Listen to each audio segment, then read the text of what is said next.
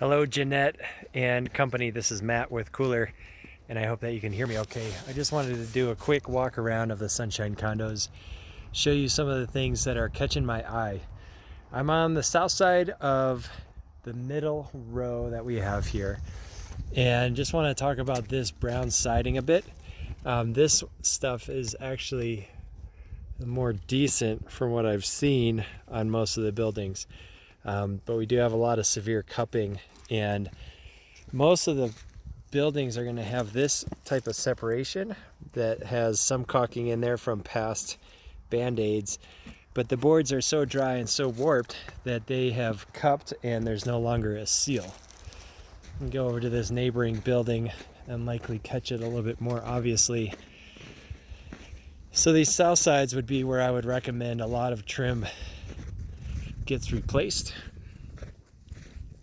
and the siding, so you can see this edge that's going up on the left hand side, that's a trim piece that I would recommend replacing. We're going to continue walking just a little bit and I'll point out some of the other concerns. A lot of this stuff we'd be able to get pretty good integrity, especially when everything's up above the ground. And it's the stuff close to the ground that has seen some really severe deterioration. I believe this is a T11 type of board. And so again, it's just warping. It's been deferred maintenance a little bit, and time for replacing some of this.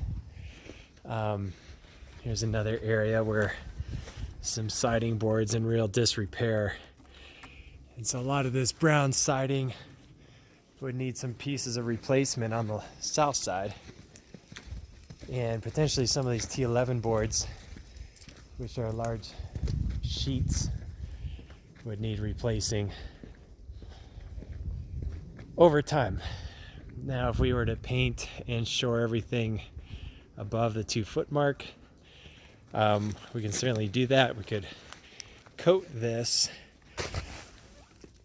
but some of this stuff is just beyond anything that a real coating would offer outside of lipstick.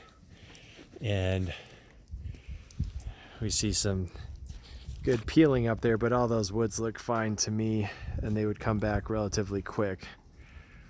So just some thinking out loud, as I put together a proposal, I'm going to recommend some replacements, and the scale of replacement on some of these walls is likely over Cooler's capacity.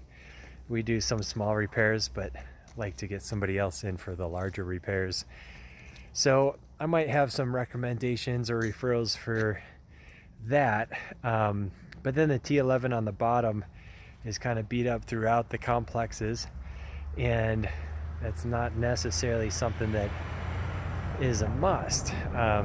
I think over time, if you want to do it right, we cut out some of that T11 about 3-4 feet off the ground and replace it with corrugated metal, and it changes the aesthetics. It gives a real longevity to that first 3-4 feet of our buildings. So that's some quick thoughts, and I'll add some more here in a moment in a narrative.